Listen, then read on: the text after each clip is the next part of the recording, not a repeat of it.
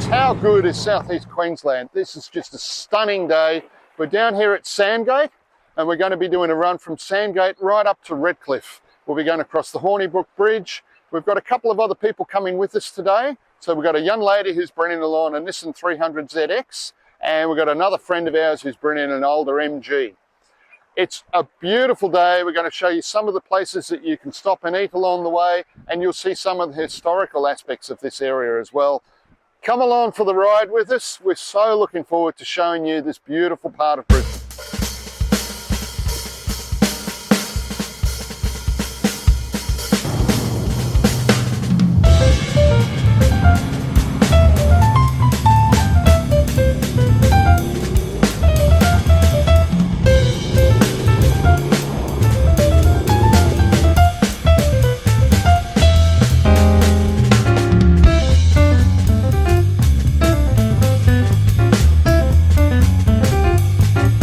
That you'll see on YouTube and on the internet about cars is really about middle-aged white guys with old and new stuff, and I'm guilty of it myself. So we thought today we'd mix it up a little bit, and I'm delighted to introduce you to Amir. Thank you for coming along, mate. Thank you for having me. And Amir has brought with her, well, you're going to see what she's brought with her very shortly, but I'm going to ask her firstly, Amir, what age is the car? 1991. And what year are you? I'm 2005, so 19. All right, so we've got a young driver. She's just got a license, and she's chosen this to be her first car, and I think that's just fantastic. So, Amir, mate, tell us what you've got. I've got a 1991 300 ZX, two-seater. Okay, Yeah. and why did you choose that car? Honestly, it wasn't really on my idea of what I wanted for a first car. Okay. I really wanted a 180 SX as my first car. So it's still in that Nissan family? Still in the Nissan Okay. family, but a little bit different. I was fascinated with the pop-up headlights. Right. So that's what I wanted. But Mum was actually looking on car sales, and this one came across, and we went to have a look, and when I saw it, I knew that it was my car. Fantastic. Yeah. Fantastic. So as you've taken purchase of the car, is there much that you've had to do to it to get it, to where you want it? There is still a lot more that I want to do with it. I think it's not fully where I want it to be. But when I bought it, there was nothing really major that I had to do except for a few little things. So it was in pretty good condition? Yeah. And was it locally that you found it? Inogra. Inogra. So not that far. A part of Brisbane. She's Yeah. found it in the northern suburbs of Brisbane. Like I keep saying, folks, these cars are out there. You just got to look. Yeah. So, mate, are you working at the moment, or are you at uni? Or Both. both? Yeah. All right, so first car at uni, you get a 300 ZX. Yeah. All righty. There have been a few times where I've been like pulled over by some people just coming on the road, like flashing their lights behind me. So some random has pulled you over just to have a chat about the car. I thought there was something wrong with the car, and I pulled over, and he was like, "Oh, I love your car. I have one similar to it." And Wow. I was like, oh. All right, so even that age Nissan is starting to attract nostalgia. People are saying, I had one of those things, that looks great, reminds me of my old car. What a wonderful thing. Fantastic. Yeah. All righty, mate. So tell me about your history with cars then. Obviously this is your first. Yes. As you grew up, did you grow up into a car family? No, not particularly. So you're the first to come along and say, I want something special. Yeah, the different one of the family. Yeah. They all thought I was crazy. Right. All righty. Well, look, let's go and have a look. Okay, perfect.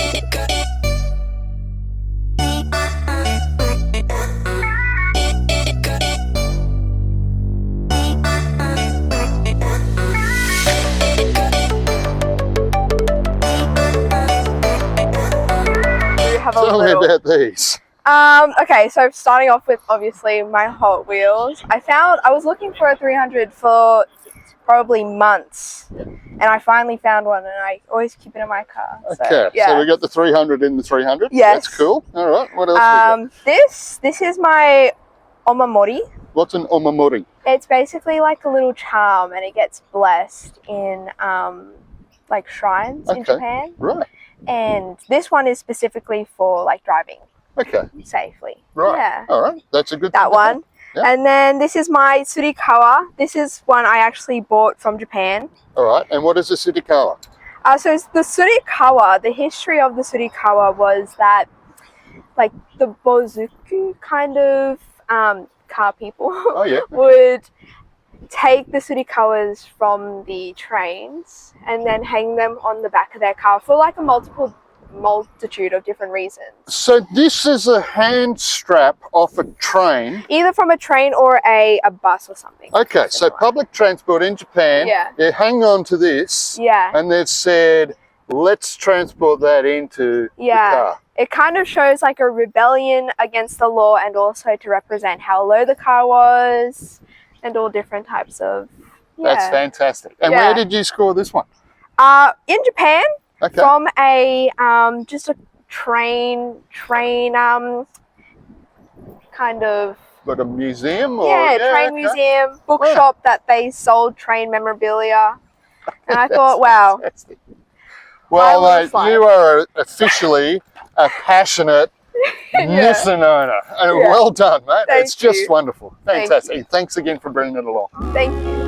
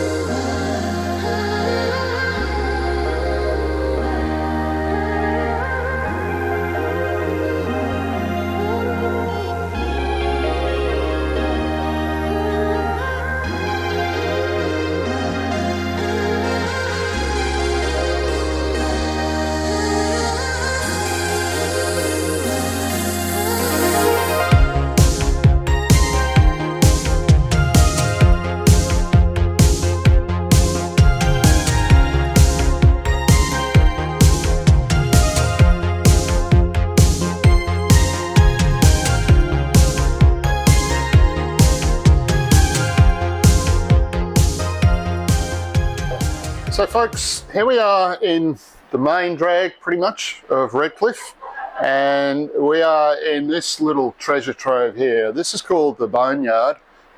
This is an old service station, as far as I know, that's been converted into a record and memorabilia shop, and I just love this place. I stumbled across it a couple of years ago, and Lee is the bloke who owns it. Lee's not here today, but Lee's right-hand man is Rich. He's here today, and we thought we'd wander in, have a look around, see what's here, and have a chat with Rich. And mate, tell me about this amazing shop. Well, I have a bit of a history of working in the second-hand record industry. I worked at Rocking Horse Records in the CBD In the for CBD? about 11 years. Okay. And I had the second-hand dealer's license there, so I sort of did my trade Right. there. And I got stuck in the housing crisis. Right. And the pandemic was on, and I couldn't find anywhere to rent, and this real estate agent took pity on me and said, "Would you live at Scarborough?" Why not? And I was from the Gold Coast. I'm going, that's a bloody long way away. And I went, and it's funny, when we drove past this place, I went, "Oh, there's a record store." And I said to her, "I'm going to work there." Yeah, cool. I actually said it. So it's like I manifested destiny. That's brilliant, mate. The next week I walked in here and I walked around that corner and I saw Lee and I went, "You!" And he looked at me and he went, "You!" And we'd known each other from when we lived in Melbourne. Oh, wow. How long ago would that have been?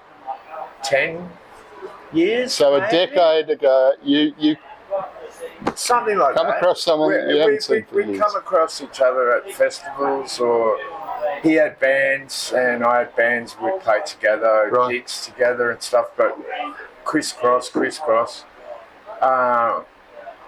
I said, "What are you doing here?" He said, "I own a shop." And he said, "What are you doing here?" I said, "I just moved here." And I'll never forget it. I said, "You don't have a job, do you?" And he went, "Can you start on Monday?" And I went, "Yep." Fantastic. And sort of just started collecting stuff together to start the shop. And it had antiques and stuff, bric-a-brac, a lot more originally. And it was only sort of half records. Right. And he wanted it just to be totally like old school, like you'd walked into a time warp. Well, he's achieved And that. I remember I said, when I was first here, I said CD or DVD, and he got so fucking angry at me. He was like, "Don't you ever say that word in my fucking shop ever again." Blah, blah, blah, blah, blah, blah, blah. And he was so crapping on about CDs and stuff like that. And now we sell. Now he's so you now we got your sell. way. So you got to go where the market is, haven't you? You know? So we've got That's a what the CD people want. section, we've got comics, we've got books only on music, we've got Sunnies. Okay, new line. Awesome. Can't wait. Yeah, just anything odd. Mate, thank you so much. You're It's welcome. just been marvellous. I really enjoyed Thank it. you. Thanks, mate. Thank you. Good on Thanks you. for the surprise. That's I had no idea this was going to happen. So I play in a band called Hits. Okay. And if you want to see us, we're supporting Radio Birdman at the Trifford in July, 2 nights in a row. I can't remember the dates. And if you're watching from Melbourne, we're playing the Tote Hotel in whatever suburb. there you go, it's in. folks. Get on the internet, have a look. Hits and Radio Burden together, live at the Trifford. Yeah. What a night.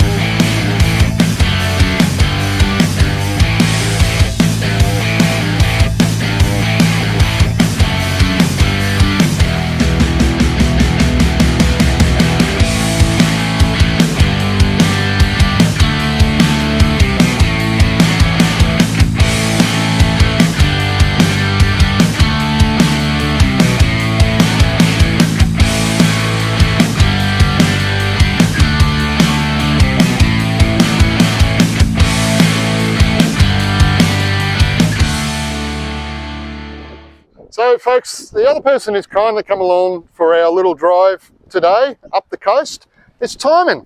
Hi, Tymon, how you going? Welcome to the show. Thanks. So Tymon's been around classic cars for a long time now and has a business that buys and sells cars on consignment.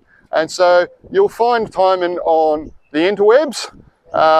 If you're looking for a car, this is the man to talk to. And today he's brought along this beautiful MG. Tymon, tell us about this. It's a 1969 MGB GT, so it's got a 1.8 cylinder B-series engine. Produces from stock about 95 horsepower. It's been fiddled a little bit up to about 105-ish. So this is actually my daily driver. So I've had this for about 9 years now. Right. And yeah, so I started off with a Land Cruiser going to uni. Massively expensive on fuel, being a 4.5 litre inline six petrol. Sure. So then I decided to buy a MGB convertible, or started looking around for a daily driver. Ended up with a 1969 MGB convertible. Right. Drove that for about 6 months in the middle of summer. Probably wasn't the best decision. Turned up very hot and smelly to uni. And red. Yeah, I was a chameleon, same colour as the car. It was hilarious now I look back on it. But anyway, so I drove that for a little bit. And then this one came up. So this was on consignment with a dealer up in the Sunshine Coast. Okay. And found it on Just Cars. And anyway, went up, had a look, bought it, and then subsequently became my daily driver. Fantastic. So I've done over 200,000 kilometres in this little MGB. Wow, that's going well. And anything rebuilt so far? Just the top end. So the top end lasts around sort of 100,000 kilometres. You just do your valves and springs, and that's about it really, and putting your head gasket on and slap it back together. So there you go, folks. Yeah. British Leyland Engineering at its best. 200,000 was still going strong. That's wonderful. So let's have a wander around, Tymon. First thing that grabs me is you've got a couple of stickers on the back of this one. So obviously we've got your business here. Yep. But you've also got this one here, mate, the Distinguished Gentleman's Drive. Tell me about that. So the Distinguished Gentleman's Drive is a drive for charity. So I'm pretty sure it's for Men's Health off the top of my head. It's got Movember. Yeah, Movember, there you go. Mustache. Yes. And it's a drive where you dress up really nice and dapper, put a nice suit on, look your best, and you take a really nice classic car like this on a really long drive. And this is, see, everyone loves it. There's a fan. There's a fan. There's a fan right away. So everyone just dresses up all around the world. So this is every single country in every single state, all over the world on a single day, dresses up, goes to drive a nice classic car. Okay. It's fantastic. So being such a widespread organisation in different countries, different people organising different runs, I take it this will be widely across the internet. So you can get online, look up Distinguished Gentleman's Drive. I do know for a fact that there's the ones that they've done in southeast Queensland have just been marvellous. We've been on a couple of them ourselves. Australian Classic Car will be going on the next one as well. If you've got an old car or classic car, if you know someone who has, and you want to have a wonderful day out, that is something to really look up and get involved in. You'll love it. Tymon, tell me about briefly about your history with cars, mate. When did you first get the car bug? So my history begins when I was probably about 2 or 3 years old. Apparently I was playing with the little model cars, you know, the little Matchbox ones. And then I had my little plastic sort of toy one about that high, and I was underneath fixing that. There's a photo of me trying to fix my plastic toy cars. Did you have plastic spanners to go with your plastic car? I did. Yeah, I even had a plastic petrol pump, which I could fill it up, so it was fantastic. But from there, basically it came down to the car games, like the racing games, Gran Turismo, Need for Speed. I remember those quite fondly. And then eventually it came to my dad to buy a new car. We went out every Saturday morning to have a look at brand new cars, his next new daily driver, or whatever it was, or even tractors at the time. And it was funny, around about 2003, I knew the whole BMW range.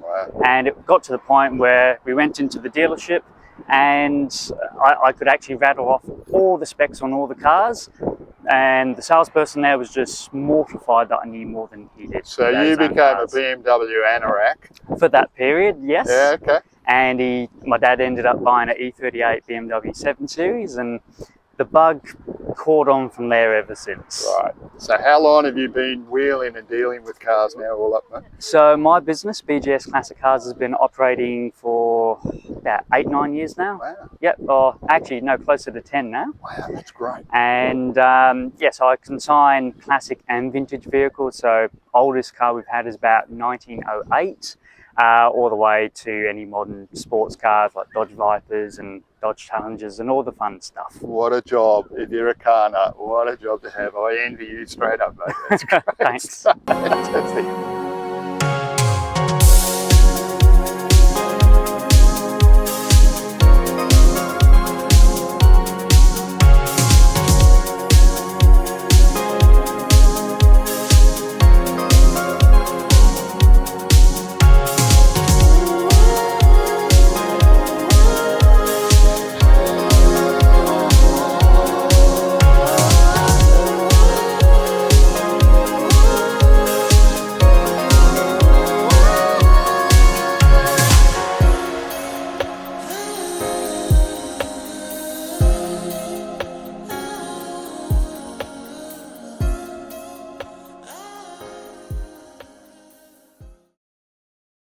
So folks, today we've started off at Sandgate. We've come north, across the Hornibrook Bridge. We've come through Redcliffe and we're now at Scarborough. And we're actually directly across the road from the Scarborough Park, the main park in Scarborough. And I'm standing here talking to Matt, and Matt is from this wonderful cafe behind us, the Boat Shed. My wife and I have been coming here for many, many years now. Matt's only just recently taken over the running of the Boat Shed, about 3 or 4 months now. 4 months, yeah. 4 months. 4 months, yeah. Wow, mate. Yeah, yeah. So we just stopped and had lunch here, and the one thing I've noticed is that the quality of the food has not dropped off at all. In fact, if anything, it's probably even gotten better. So we loved lunch, mate. So tell me about you, mate. How long have you been in hospitality, mate? I've been hospitality 17 years. 17. So when I first came here, I studied commercial cookery. Okay. So I'm like a qualified chef. Right. Yeah, I do lots of hotel, pub, like cafe. Yeah. Okay. Yeah, this is my actually 5th business. Yeah. Really? Yeah. Wow. Yeah. That's Yeah. good going, mate. Yeah, Yeah. very good. So what's the secret to creating that really top-notch fish I think all the time? fresh. Yeah, fresh is most important for the seafood. Okay. And also you got a good product of the chips. And we use a very based on market on the chips as well. Use the super crunch one, Right. and also we get a very good good fish as well. There's a local fish we use it. Yeah, support Is the that local right? business as well. You know. So yeah. you source and your fish locally? Fish the locally as well. Yeah. Yeah, great Yeah. stuff, mate. Well, Yeah. it certainly tastes that way. Yeah. That's very good. Yeah. Well, look, folks, I can't recommend it enough. There's the most stunning park here in front of us. There's plenty of room for the kids. You get dog walkers, you get kid walkers, you get fish and chippers.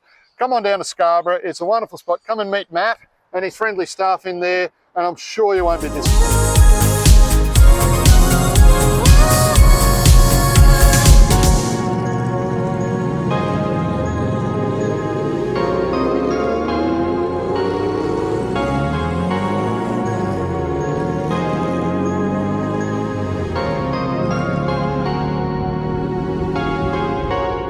So folks, if you love what we do, feel free to like and subscribe, but you might want to consider actually supporting us through our Patreon crowdfunding platform. So, if you've got a car, if your friend, family member, whoever it is, has got a car that you'd love to see featured on the show, then right down the bottom of the screen here is where you're going to find a link to it.